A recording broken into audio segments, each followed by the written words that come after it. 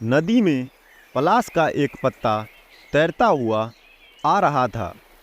इसे देखते ही उनमें से एक को याद आ गया, आगमिष्यति यत्पत्रम तदस्मांस्तारयिष्यति।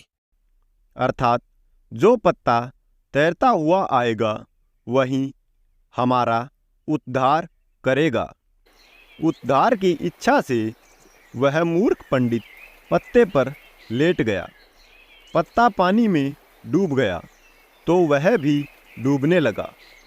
केवल उसकी शिक्षा पानी से बाहर रह गई।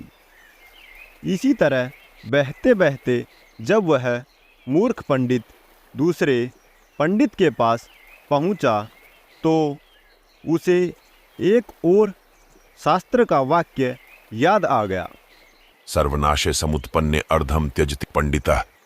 अर्थात संपूर्ण का नाश होते देखकर आधे को बचा ले और आधे का त्याग कर दे।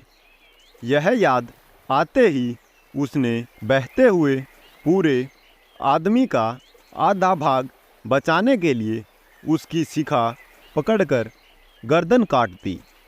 उसके हाथ में केवल सिर का हिस्सा आ गया, देह पानी में बह गई। उन 4 के अब 3 रह गए। गांव पहुंचने पर तीनों को अलग अलग घरों में ठहराया गया। वहां उन्हें जब भोजन दिया गया तो एक ने सेमियों को यह कहकर छोड़ दिया, दीर्घ सूत्री विनश्यति, अर्थात दीर्घ तंतु वाली वस्तु नष्ट हो जाती है। दूसरे को रोटियां दी गई तो उसे याद आ गया, अतिविस्तार विस्तीर्णम तद्भवेन्न चिरायुषम, अर्थात बहुत फैली हुई वस्तु आयु को घटाती है।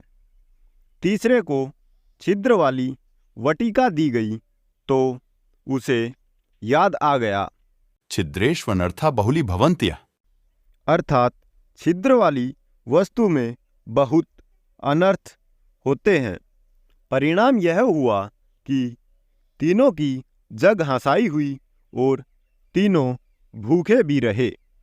व्यवहार बुद्धि के बिना पंडित भी मूर्ख ही रहते हैं। व्यवहार बुद्धि भी एक ही होती है। सैकड़ों बुद्धियों वाले सदा डांवाडोल रहते हैं।